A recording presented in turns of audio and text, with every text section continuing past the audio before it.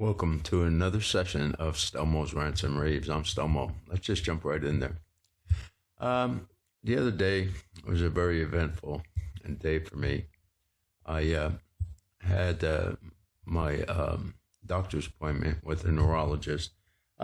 This was a follow-up appointment, and I covered this previously, but I'm gonna go over some of it again.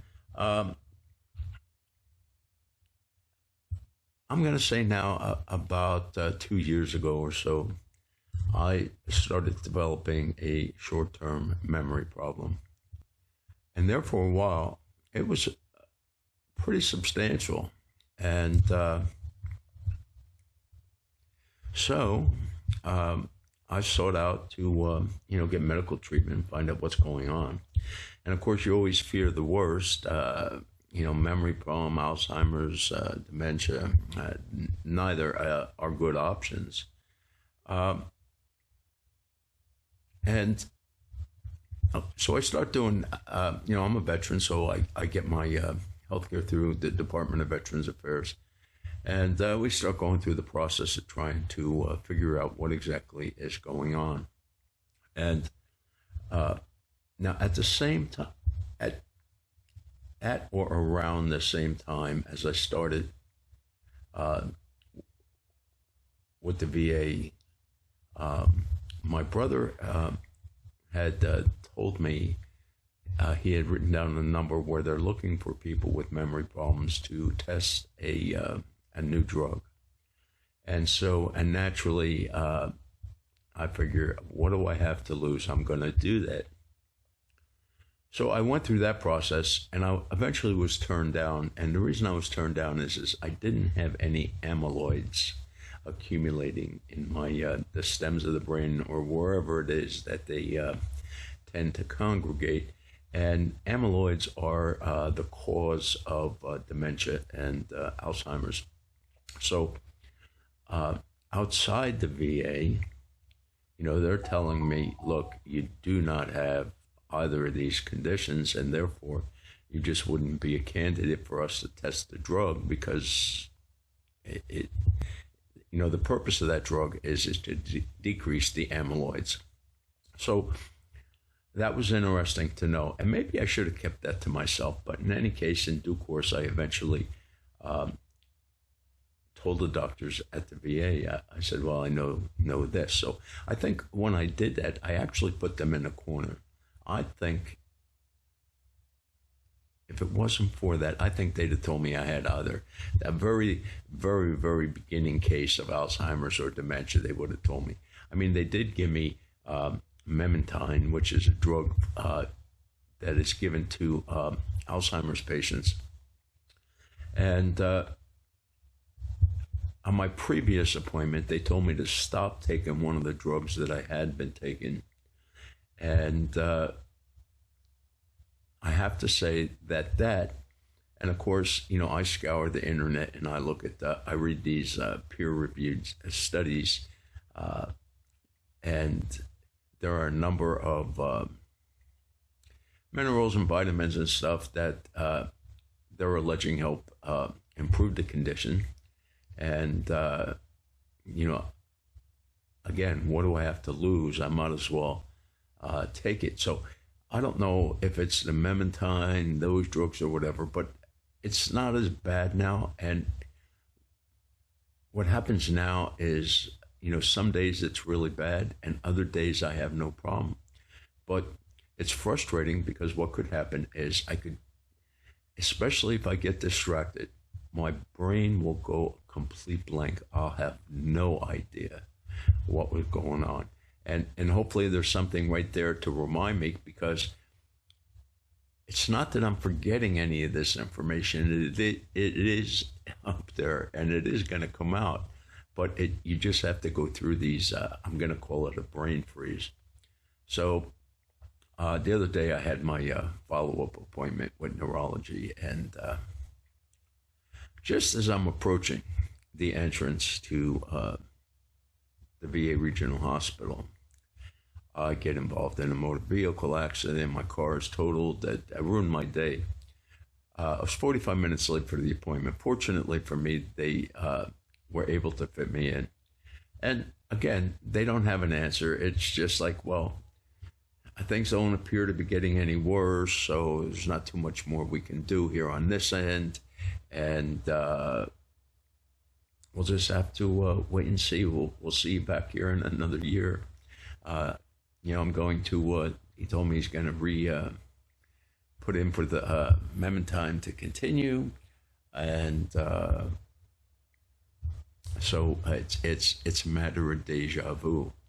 But, I've told them what I think. And when I look back at the timeline, this problem started shortly after I took 2 of those things that they put in our arms for the pandemic. And hopefully I can say it that way. I don't know. But they snuck 2 of them in on me. And, now I'm paying the price for that. And there's just no way around that. And it's sad. And I just hope that, sometimes when I do these videos, I tend to forget the point I was making or whatever. But, I try to talk through it. So sometimes if something doesn't quite make sense, you can almost guess that, it was my short-term memory problem playing a little game with me and making it much more difficult. And so, like I say, one doctor has done a study, and he found that as people are aging, people who took those injections, they're having problems with their brain. And apparently it's a number of different problems. It's not uniform, but it is a problem. And apparently the VA is having also problems finding enough neurologists. That's one field that they are woefully inadequate for, which is why I had to travel to the main hospital. Normally there is a outpatient clinic that has all of the specialty providers, including, it's almost like a hospital that's not a hospital. They have operating rooms and everything in the building, so they're able to do all kind of. I know I had my surgery on my foot done there, and so that's normally where you would go, but they don't have enough.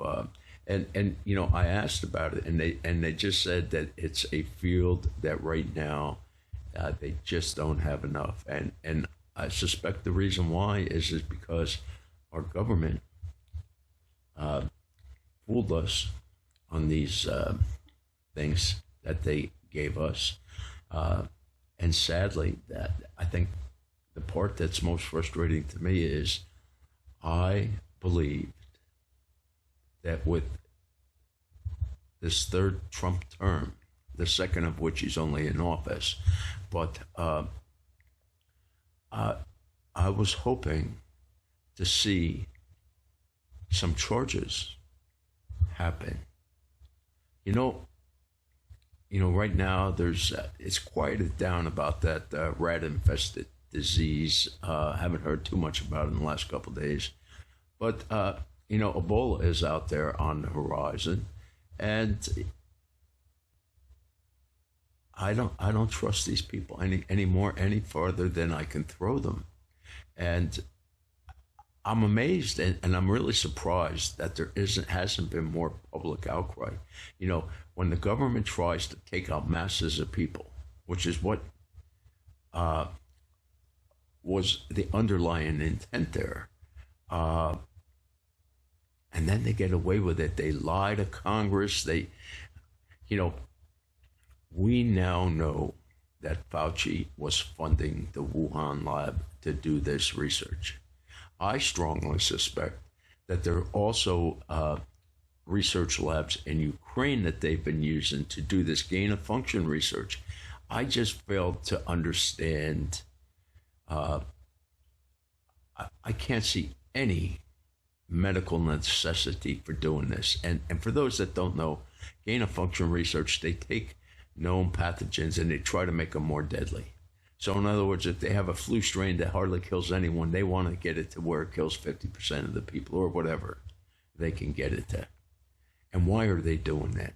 Well, apparently the public's fine because they released that stuff once. I suspect they're going to do it again or a third. And why is that?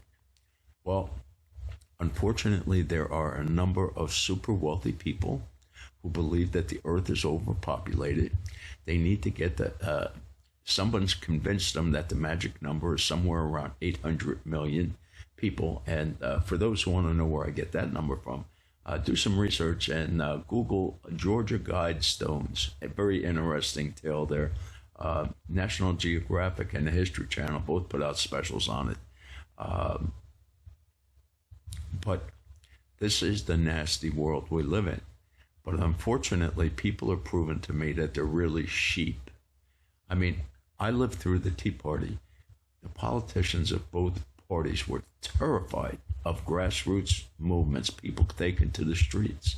This terrifies politicians anywhere, and I thought it would be happening. Yeah, I get it. The Biden administration put people in jail and trumped up charges and stuff because their intent was they knew what they had planned for the future. They knew that the American public were not going to willingly stand for it. So they made sure, you know, I'm in the camp that I think when all the evidence is looked at, what happened on January 6th was a Democrat Socialist of America deep state program. And they're getting away with it. And that's the sad part. I'm really disappointed. Look, I get Trump fired Bondi. And apparently what I think is I think the money to line the pockets, you know, line them pockets is so great that you have somebody like, let's say, Pam Bondi, you know, by all accounts, she is a woman who wants to go to loftier offices. But if she's realistic and she looks at the playing field, she realizes she has very slim chance, at least for the foreseeable future, of being a viable presidential candidate. I don't see it ever happening because of what little she did at the DOJ. But, you know, Trump has the worst luck with his attorney generals. And again, the only thing I can guess is it's one of two things. It's either payoffs or blackmail. You know, with Jeff Sessions, there were always rumors that he liked young women. And so I'm convinced, you know, Eric Snowden told us about all of the programs and apps or whatever you want to call them that the CIA had, that they were surreptitiously using against Americans. Yes, they're checking your emails and your text messages and things. And no, nobody's reading everything, but they're searching them for specific keywords. And then if those keywords are found, then it goes to further study. And maybe at the second or third level, you'll finally get a human to actually read these things. But I suspect they used it nefariously to get, how shall we say, compromising information. Because Jeff Sessions was a real law and order guy until he became attorney general. And then he announces he's not going to prosecute him. I don't get why you would make that announcement, but that's what happened. And then, of course, Donald Trump fired him because he was ineffective and not doing his job.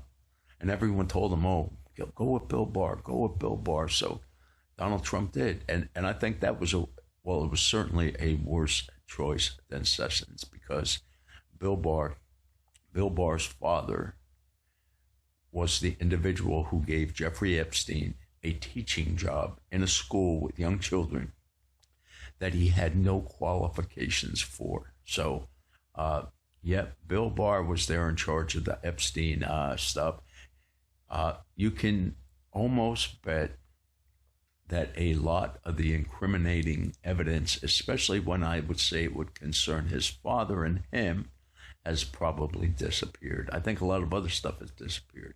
And I blame Bondi for that because I remember in the beginning, I couldn't understand why, when she was having problems with the Southern District of New York, I just couldn't understand why she wouldn't send agents up there, agents that she knew and trusted, to get this information.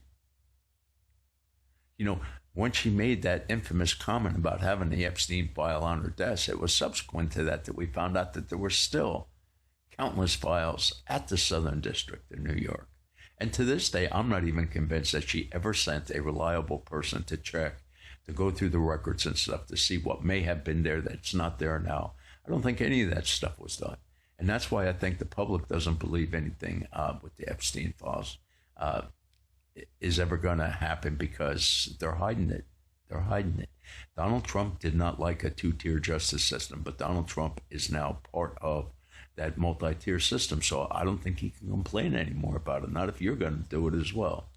But anyway, that's all I have to say. I thought I would get people up to date with my short-term memory problem. And with that, I wish you all a good day. Stay safe. It definitely is a crazy world out there. It gets crazier by the day. Bye-bye.